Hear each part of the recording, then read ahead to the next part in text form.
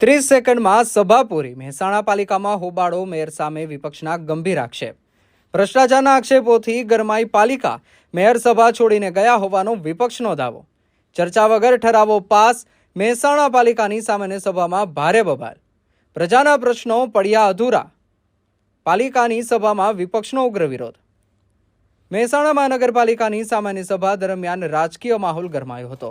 વિરોધ પક્ષના કોર્પોરેટરોએ આક્ષેપ કર્યો કે સામાન્ય સભા માત્ર થોડા જ સમયમાં પૂર્ણ કરી દેવામાં આવી અને શહેરના મહત્વના પ્રશ્નો જેવા કે રસ્તા, ગટર, સ્ટ્રીટ લાઇટ અને વરસાદી પાણીના નિકાલ જેવા મુદ્દા ઉપર કોઈ વિગતવાર ચર્ચા કરવામાં આવી નહોતી. વિપક્ષે વધુમાં દાવો કર્યો કે શોભાસણ કુકસ રોડ વિસ્તારમાં આવેલા TP4ના કોર્પોરેશનના પ્લોટ પર છેલ્લા 2-3 વર્ષથી ગેરકાયદેસર કબજો કરીને કોમર્શિયલ ઉપયોગ થઈ રહ્યો છે.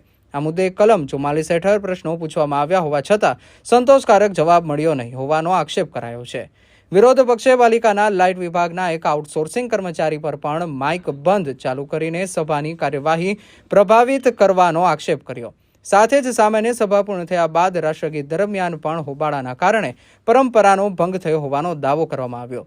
વિપક્ષના નેતાઓએ જણાવ્યું કે પ્રજાના ટેક્સના નાણાં વસૂલવામાં આવે છે, પરંતુ પ્રજાના પ્રશ્નો સાંભળવામાં શાસકો રસ દાખવતા નથી. ભ્રષ્ટાચારના મુદ્દાઓ સામે આવવાના ડરથી મેયર અને શાસક પક્ષના સભ્યો સભા છોડીને ગયા હોવાનો પણ તેમણે આક્ષેપ.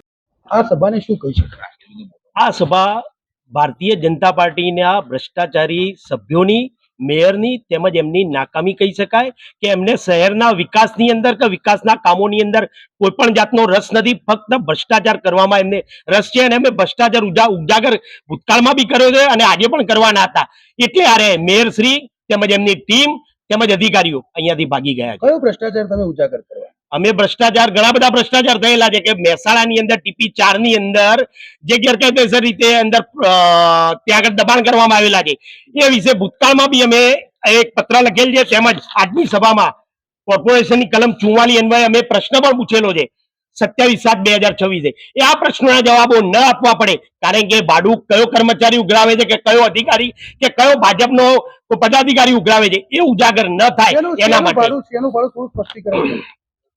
મહેસાણા મહાનગરપાલિકાનો શોભાસણ કુકસ રોડ ઉપર TP4 માં પ્લોટ આવેલો છે.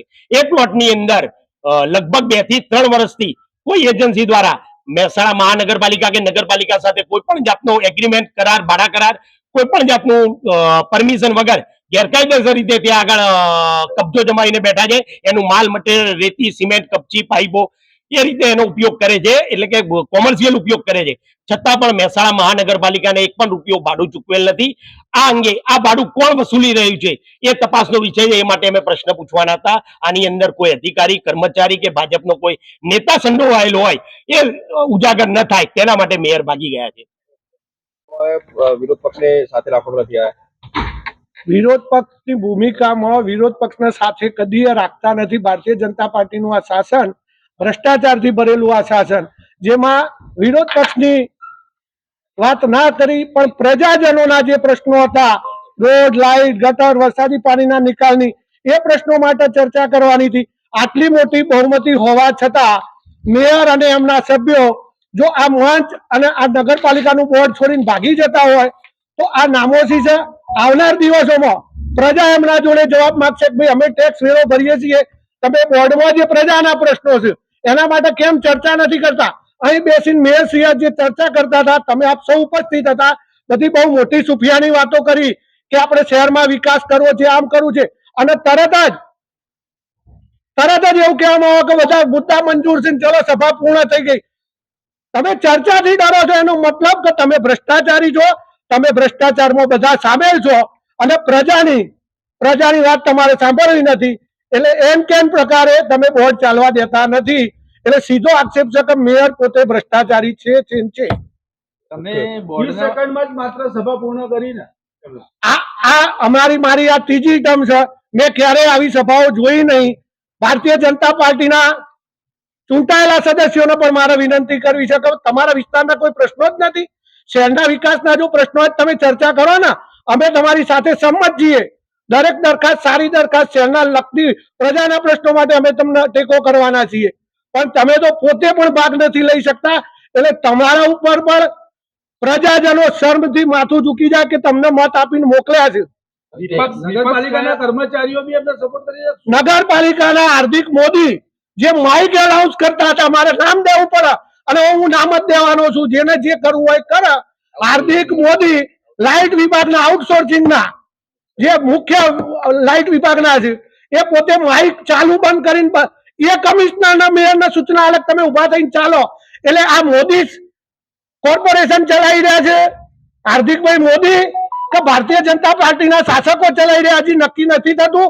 એટલે ભારતીય જનતા પાર્ટીના શાસકો પ્રજાના પ્રશ્નોથી ડરી રહ્યા છે. વિરોધ વચ્ચે રાષ્ટ્રગીત શરૂ કરી દેવામાં શું કહેશો? આવી સભા અમે ક્યારેય જોઈ નથી. સભા પૂર્ણ થાય ત્યારે જ રાષ્ટ્રગીતની શરૂઆત થાય અને બધા એમાં ભાગ લે. આજે એમને નવો ચીલો ચિતર્યો છે. આવનાર સમયમાં અમે આ નવો ચીલો કેટલો સારી રીતે અમે ચિતરીશું એ મેયર અને ભારતીય જનતા પાર્ટીના સદસ્યો જાણી લે. દેશ અને દુનિયાના સમાચાર જોવા માટે અમારી ચેનલ MG લાઈવ ન્યૂઝને સબસ્ક્રાઇબ કરો અને બેલ આઇકોન પર ક્લિક કરો, જેથી રોજે રોજની અપડેટ આપને મળતી રહે. સાથે જ અમારું ફેસબુક અને ઇન્સ્ટાગ્રામ પેજને પણ ફોલો કરો.